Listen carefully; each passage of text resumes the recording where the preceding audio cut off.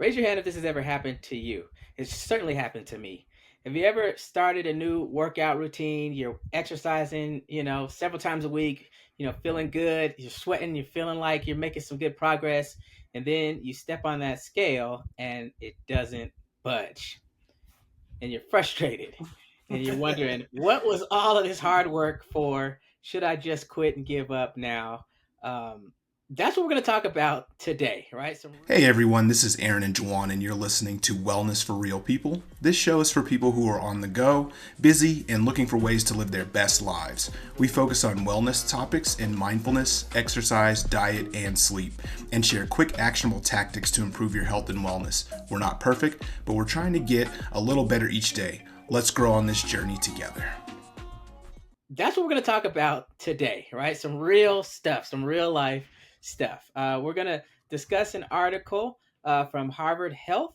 It's called Why Exercise If I'm Not Losing Weight? This article is by Dr. Anthony Komaroff. Hope I pronounced the name correctly. And it is a question that was posed to the doctor, and the doctor's just kind of responding as he would talk with a patient. So I thought it was really relevant to certainly to my life and hopefully to yours as well. My name is Juwon, here with my co-host Aaron. We're back with another episode of Wellness for Real People, and let's just jump right into it. The question is, I've often tried to start a regular exercise program, but after a few weeks, I step on the scale and I haven't lost any weight. So, what's the point? So, Aaron, just kind of before we dive into the doctor's response, kind of what are your initial thoughts after just reading the article and kind of the intro to our discussion? I think it's a very common situation that all of us go through. At some point, we step on the scale and we're upset because we did a lot of work the week prior, and we changed our diet or whatever that looks like, and we haven't moved the needle. So I feel like this one is going to be good for us because this is kind of the stuff we talk about all the time on the show. So excited to dive into this one. Awesome. So the doctor responds with this. He says, many of my patients have asked this question over the years. And to be honest, it takes consistent exercise to lose weight, but that's not necessarily the main benefit of exercise. He Yeah. says studies from Harvard and elsewhere have documented scores of other benefits. So he says, regular exercise, both aerobic and resistance training, can reduce your risk of most common causes of premature death. And I'm just going to list them out because there are many.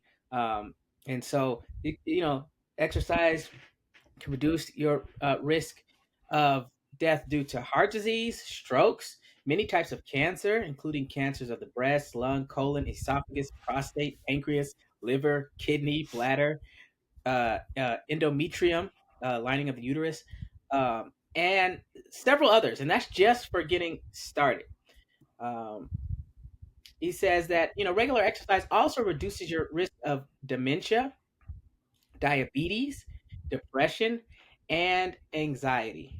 It can also improve your energy level and reduce levels of any chronic pain that you may have, greatly improving the quality of your sleep, which can even help protect you against constipation. So, regular exercise strengthens the lungs, reduces your risk of getting pneumonia from infections like, the flu or COVID, and reduces your risk of dying from pneumonia. Particularly in women, exercise reduces the risk of developing osteoporosis and the risk of fractures of the hip and other bones. It also decreases the likelihood that you will develop gallstones or kidney failure. So that was a whole mouthful. Um, and there's still more. So let me finish. I Diving think like into the it. the highlight here is exercise is the ultimate way to change your outcomes and kind of currently how you're feeling. As long as you're well enough to exercise, it's definitely going to impact a lot of areas of your life. And it's one of those things too where we've talked about this a lot on the show, where it's not something that needs to be super intense, where you need to change everything you're doing, stop everything you're doing, go out there and adopt some kind of radical fitness program that is going to have you working 500 hours a week or anything crazy like that. It's more about sustainable exercise, all the stuff that we talk about all the time. Getting that moderate exercise, the 30 minutes, 20, 30 minutes of exercise a day, and Mm-hmm. just getting started and kind of moving your body and getting your body back in the right shape, whatever that looks like for you. And so it's just interesting to see all of the negative sides of what could happen if you don't exercise and all the things that could be impacted and all the risks that are happening is very much an eye opener for people that are like, oh man, like, I just thought it was about weight. And it's not just about weight, it's about all these other things. And even if weight is very subjective. It might be an appearance thing, it might be psychological, how you feel about yourself, but more than that, there's all these other things that could happen to you down the road. So it's very much beneficial to start adopting some of these exercise activities, principles, whatever you want to call it, that we're going to talk about going forward and that we've already been talking about on this show. Yeah, I think you brought up a really good point. It's about a lifestyle, which, like you said, we bring this up a lot, in which I'm trying my best to live by it and implement it. That it's like, yeah, like you said, it's not you know, I love the phrase. I think someone said, it's not what you do some of the time or every now and then. It's what you do most often that matters, right? And Yeah. so, to your point around just being active, getting up and moving your body consciously, 20 to 30 minutes a day can make all the difference. And I think that's a shift that I've, undergone over the last few years of thinking about exercise as having to be a specific routine or a program, which is great. Definitely have that and try to work that into my life when I can. But it's also just moving, going for a walk, right? Stretching, putting on a quick video after dinner or something like that, just to get your body moving. All of that stuff Yep. can be really, really helpful. The last piece that the doctor mentioned, that sometimes doesn't always get discussed is, he says, finally, believe it or not, regular exercise seems to reduce a person's risk for developing addictive behaviors like smoking, alcohol abuse, and drug abuse, and Mm-hmm. make quitting those addictions more likely to be successful. So, again, another positive benefit of exercise that has, like you said, nothing to do with weight, for example, but just all around about a healthy lifestyle. Um, this piece I thought was really interesting as well.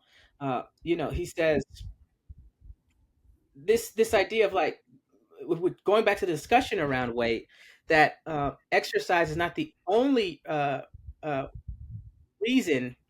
Oh, sorry, let me phrase that properly. So he says, please don't think that the only reason to exercise regularly is weight loss. He says, in fact, if you don't control your calories, it's hard to lose weight just by exercising. Right. And I think the example that he uses is really, really powerful and very easy to understand. He says, just because burning calories by exercising is harder than adding calories by eating. So, for Yes. example, moderate exercise burns about 400 to 500 calories in an hour. So you're getting on a treadmill or something, or you're going for a walk, or doing something moderate intensity, maybe a little bit kind of difficult to talk with a person, but you're not completely out of breath. So doing that for about an hour, you're going to burn about 400 to 500 calories. So 2 hours of moderate exercise would burn about 1,000 calories, and that's about the number of calories that are in a Big Mac meal. So the question is, does it take 2 hours to eat a Big Mac meal? The answer is, I know from experience, lots of experience. Clearly, the answer is no. I could get a uh, hamburger and the fries down in about 5 minutes. And you so can. You definitely can. Yes. so the importance of that, that balanced approach. Exercise is an important part of the weight loss journey, but also what we consume, our diet plays a huge Mm-hmm. role in that, and not over consuming calories. There's also other factors like sleep and stress and some of the other things that we talk about that are really, really important in that equation. And so this overemphasis on exercising or overdoing the exercise can actually have, negative impacts, because you might be at risk for, harming yourself or injury, and these kinds of things. So I thought that was just a very uh, powerful illustration or example of the importance of uh, watching what and how much we eat as a part of that weight loss journey, just as important as exercise. Yeah. Yes. No. And just to kind of close it out too, I love the last quote that they mentioned about no pill ever invented or likely to be invented could give you as many health benefits as regular exercise. And I do think that is a really important statement given the current climate of all the GLP ones and all the other things that are going on to help you lose weight or curb your appetite. If you look at any of those, one of the main recommendations is exercise on top of whatever you're taking. And yes, you might need to take that for whatever reason that might be. And I'm not like knocking you for that or whatever that looks like. Just saying that exercise in the most modest format is going to give you what you need to actually start seeing that weight loss and not to rely on some magical formula or magical pill or some thing that's coming down the road. It's just more so about what we talk about: small incremental changes, regular exercise, regular activity is going to help you get what you need to get you where you want to be. And even at the end of the article, they always recommend 150 minutes per week, which is roughly around that 20 to 30 minutes that we talk about all the time. And it's like, you don't really need to go crazy. You don't need to go get on some crazy exercise program or do whatever that looks like. It's more about consistency and discipline in the exercise and the habits that you have. And so, closing with that, just saying there's no shortcut, as we talk about a lot. There's no quick path or anything like that. Small daily changes will get you there. Absolutely, for sure. Regardless of whatever else you're taking, like no judgment there. But the exercise is going to help. Absolutely, absolutely. It's just that, yeah, absolutely. I agree with you. I agree completely. There's no supplement, pill, anything. Those can, like you said, those can help on the journey, but the Yes. fundamentals are the fundamentals, and those are going to help the most. And so I think that was a beautiful way to close it out. We want to say thank you for joining us for another episode of Wellness for Real People. We'll be back with another episode real soon. In the meantime, take care. See you soon. Thanks, everybody.